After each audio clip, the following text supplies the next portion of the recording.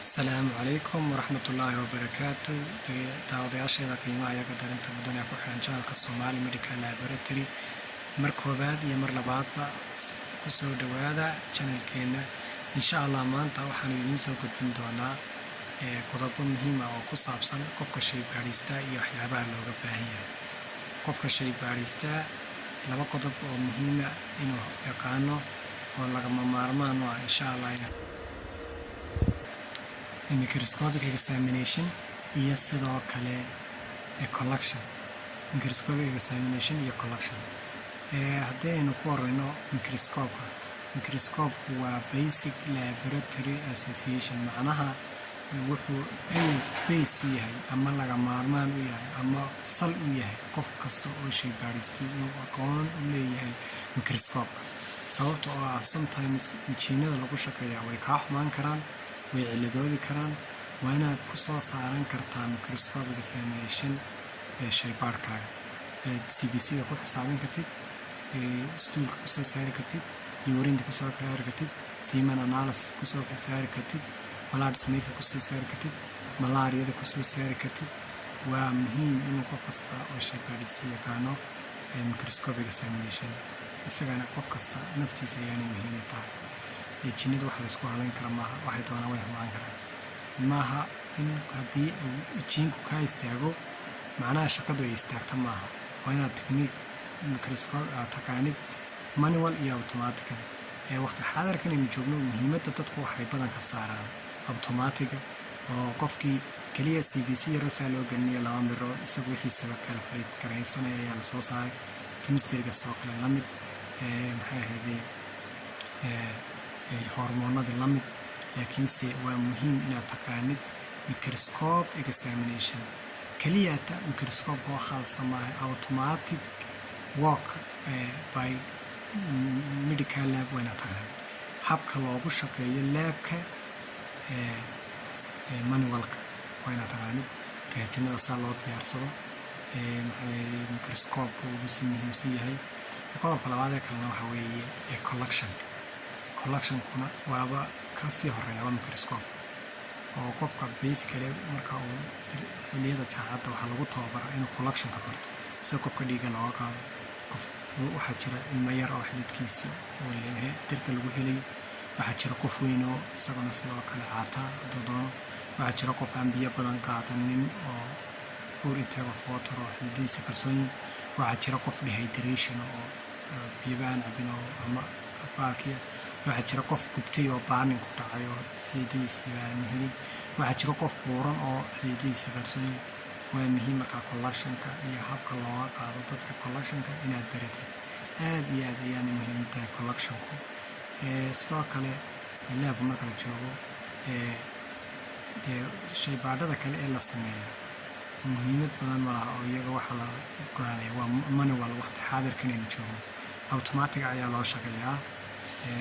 jiinka uma la geliya, macnaha muhiimadda keliya haddii imika shay baadhada la saaraa waa normal rate inaad taqaanid iyo sidoo kale procedure waxa loo sameeyo inaad garanaysa.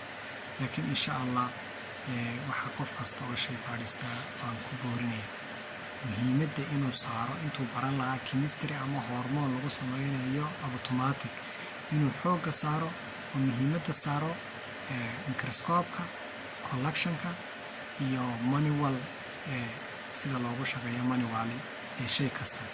sida loo diyaarsado reagenada, sida loo diyaarsado sida malaariyada oo kale, blood smear oo kale, semen analysis oo kale, stool examination oo kale.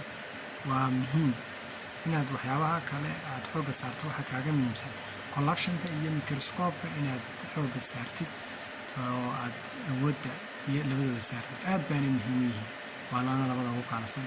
waayo waxyaabaha kale way tusoo taabsi ayaa la yiraahdaa. waa in qurac ayaad ku baran karta.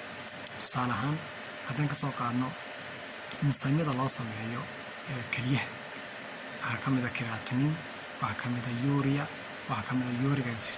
haddii aynu soo qaadano creatinintu waxa ay kaaga baahan tahay keliyata inaad reagenkeedii soo diyaarsatid. isla markaana reagenka markaad diyaarsatid waxay kaaga baahan tahay inaad reagenka foliumkii loogu talagalay in laga qaato oo 1000 microliter oo kale, sidoo kale lagu daro 100 saambala.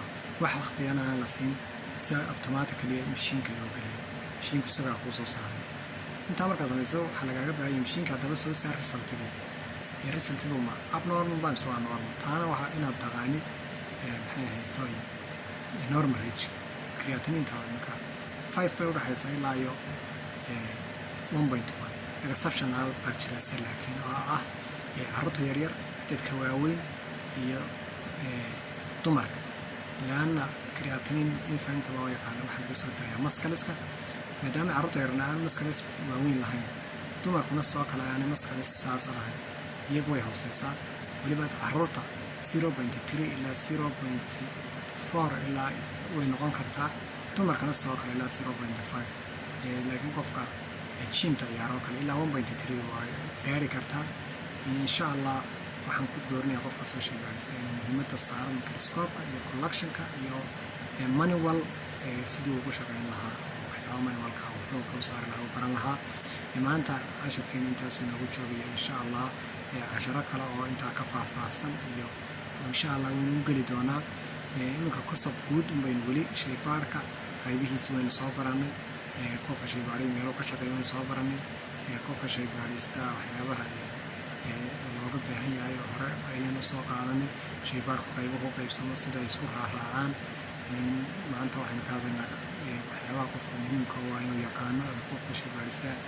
insha allah bisha dambe waxaan rajaynaynaa inay noo bilaabi doonaan casharadii oo toosa oonu si powerpoint idinku soo diyaarnay ama si heer caalamiya ood aad ugu bogi doontaan. insha allah dhammaantiin aad baan idiin salaamayaa. waxaan salaamayaa salaanta islaamka. asalaamu calaykum waraxmatullaahi wabarakaatu.